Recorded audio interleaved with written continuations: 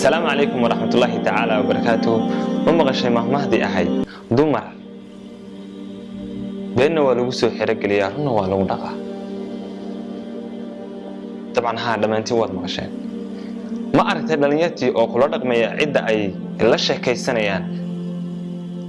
وحيابك وصليسن لما تود بين يا خيانو وحو markas taxa ku dhaka dhiganaya ama se qalbigiisa ku xoojinaya inuu yiraahdo dumar beenna waa lagu soo xirageliyaa runna waa lagu dhaqaa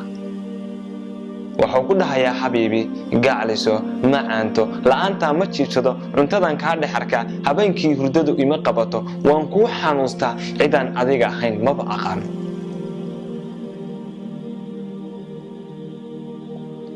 waa hadii uu mustaqbalka la wadaagay noloshu ay ka dhaxaysay danta iyo hadafka noloshooda ay midowday dhamaan hadaladii noocaas ee wanaagsana laga heli maayo maxay tahay sababtu ma isweydiisay shayga la yiraahdo xiisa dhac in uu jiro badib u fiirso hadii maanta aad joogtaysid shayada ugu wanaagsan si joogtaana aad u isticmaashid waxa la arkaa maalin maalmaha kamid ah inaad ka xiisa dhacday isla markaana naftaadu ay diido bal xitaa hadii ay ku dhaqanto awood ay isleedahay waxba soo siyaadin maayo waxbana soo kordhin maayo waana sidaas la mid ah hadii hadalada qaqabo ee macmacaan ka hor cidda aadan mustaqbalka aadan samaysan hadii aad isticmaashid way kugu adkaanaysaa inaad hadhowto isticmaashid bal iska badaayo waxaad qaadanaysaa inay tahay ceeb in xaskaaga ku dhahdid dadka dhexdooda xabiibi say tahay gacaliso waan ka walwalay xalay illa ayay ilaahay markii aad ka maqnayd magaalada iyo wixii la mid ah dhamaan hadalada qaqabo waa waxyaabaha saamixi kara in waqti dheer uu xaafadaadu ku jirto ama si ay ku sii taagnaato waa qofka dhalinyarta ah ma hadana kaliya in xaafada lagu wada joogo laakiin waa inaad tahay qof xalin kara dhamaan daaqadaha jacaylka ee ku salaysan hadalada qaqabo iyo kuwa macmacaan waa kuwa afka qalaad lagu yaqaano romantic oo hadii aanan khaldanayn ma ku salaysan naftaada ama sanafteena ma u tababarnaa hadii xabiibteena ama gacalisadeena khalad inaga gasho waa bila aadan waa uu ka dhici karaaye in aad tirahdid xabiibi miyaadan ogeed in uu jiro geed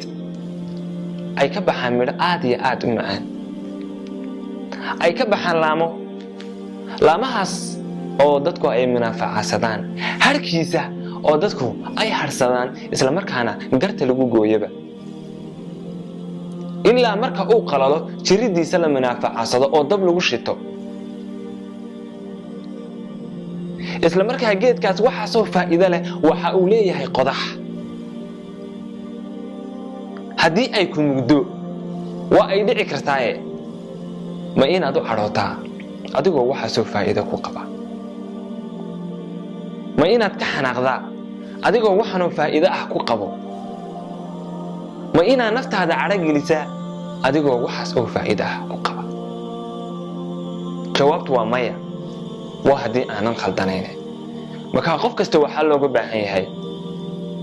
oo muslina war inuusan qofka uu mustaqbalka la yeelan doono been uusan u sheegin Allah subhanahu wa ta'ala wuxuu kugu jeclaanayo warun adiguna waxaad u socotaa inaad been sheegtid si uu qofku ku jeclaado intii run ugu jeclaan lahaa been halagu naco Allah subhanahu wa ta'ala ayaa kugu jeclaanaya marka saaleeyahay kuma lihi adiga ayaa been sheega waxa ku dhaqaaqa laakiin dad ayaa shaydaanku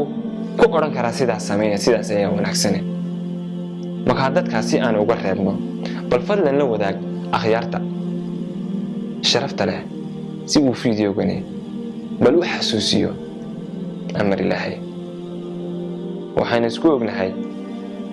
bal inaan akhyaaray la noqon dad caadaysta ama si joogaysta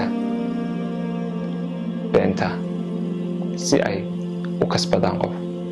balse aynu noqono dad runta caadaysta si ay u kasbadaan Allah subhanahu wa ta'ala haddana waxay leeyahay walaalkiin caadif oo idin leh Allah subhanahu wa ta'ala dhamaantiin ha inaga dhigo kuwa jannada ku kulma aakhiradodana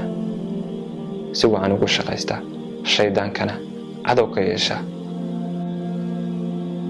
waa inayo muuqa xiga waana TV-geeni Midnimo TV oo dhawaana soo sii deyn doona barnaamijyo waxa ku oolu ah bulshada waxaan idin leeyahay assalaamu calaykum waraxmatullaahi tacaala wabarakaatuh